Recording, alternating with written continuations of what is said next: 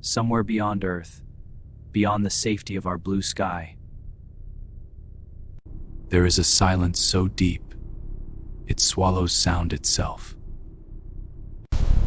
No wind, no air, no mercy. Only darkness, stretching without end. And in that darkness, humans are preparing to go back. Not to visit the moon, not to study it, but to use it as a doorway. Because Artemis II is not just a mission, it is the beginning of something far larger. Something that will decide whether humanity becomes a spacefaring species or remains forever trapped on one fragile world. For over 50 years, humanity stayed close to Earth. We sent satellites. We built the International Space Station. We explored Mars with machines. But humans themselves never truly returned beyond low Earth orbit. The moon, once conquered, became a memory. Until now. The Artemis program is not a repeat of Apollo. It is not a nostalgic return. It is a rebuild of destiny. And at the center of it all is Artemis II. A mission that will take 4 humans farther from Earth than any humans have gone before. Not to land.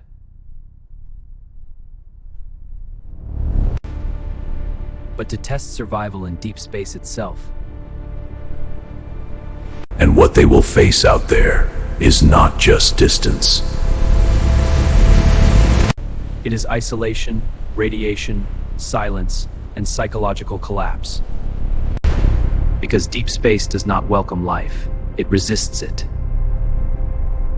Imagine standing inside a spacecraft. No windows open to Earth's air, only metal walls, screens, systems, and the sound of controlled breathing. Below you, Earth begins to shrink. Not quickly, but slowly, painfully. Like watching your entire world become a marble. Blue fades into black, cities disappear, continents blur. And then nothing. Only Earth floating alone in endless darkness. That is the first psychological barrier of Artemis II. Artemis II will not land on the moon. Instead, it will swing around it in a wide orbit. A path no human has ever taken before. The astronauts will travel beyond the protective shield of Earth's magnetic field. That invisible shield we never think about is the only reason life survives here. Without it, space becomes hostile instantly. Radiation begins to rise. Invisible particles move through the spacecraft. Not seen, not heard, but constantly passing through the human body. Like ghosts of energy, rewriting biology silently. Imagine you are inside that capsule. The engines are off. Only the hum of life support remains. You look out a small window, and there it is, the moon. Not romantic, not poetic, but cold, gray, dead, a floating scar in the sky.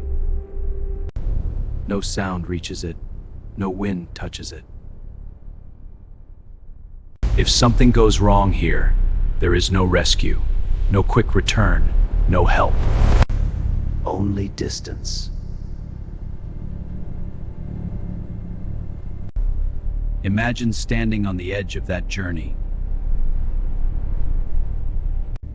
If you were inside Artemis II, you would not see Earth as home anymore. You would see it as something unreachable. A place that watches you leave, but cannot follow. You would realize every human you ever knew, every memory, every city, every sound of life is now behind you. And ahead, only silence, only the moon, only darkness. If you stood on the lunar horizon, you would see Earth rising like a ghost. A blue glow suspended in black emptiness. Beautiful, but painfully distant. Like something you can never touch again. And in that moment you would understand something ancient. Space does not hate you. It simply does not notice you. Inside Artemis II, 4 astronauts carry more than instruments. They carry the weight of humanity's return. Years of training, sacrifice, isolation from families, missed birthdays, missed years of normal life, all compressed into a single mission window. And yet, they still go.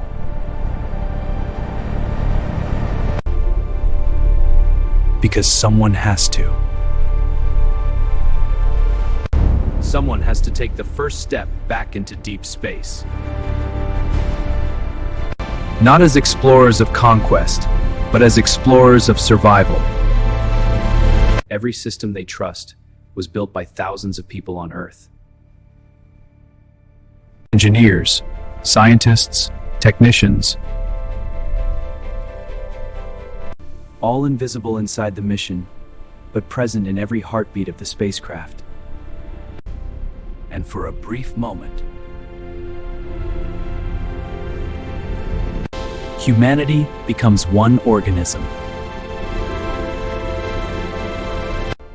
One species looking outward again, together. Artemis II is not the end. It is the beginning of a corridor. It is the beginning of a corridor. A pathway that leads from Earth, Moon, gateway stations, Mars missions. Each step removes humanity further from home. And each step reduces the margin for error. Mars is not just far. It is delayed.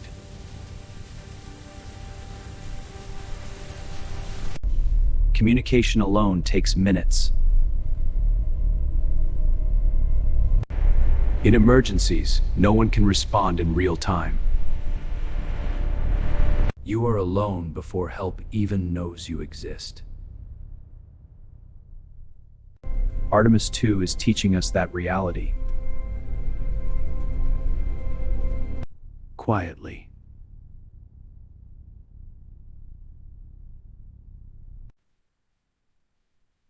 Without drama. But with absolute seriousness. As the spacecraft moves through space, not from mission control, not from scientists, but from the silence itself. Can humans survive without Earth? Not physically, but mentally. emotionally, existentially. Because space does not break machines first. It breaks certainty. Silence.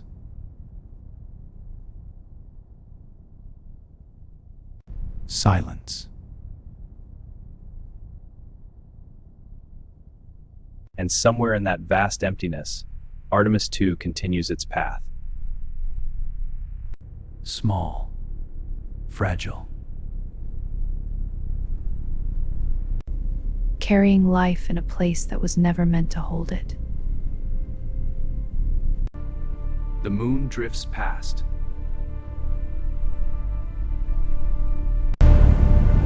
Earth becomes distant again. And the spacecraft turns toward home. Is it? But not the same home it left. Because nothing returns from space unchanged. And as Artemis II fades into the black, It leaves behind a truth that lingers quietly in the void. We are not meant for space, but we go anyway. because something inside us refuses to stay small, refuses to stay on Earth forever. And in the silence of the cosmos, that refusal becomes our greatest strength and our greatest risk. Because beyond the moon, beyond Mars, beyond everything we know, there is only one certainty left. The universe is waiting, and it is very, very patient.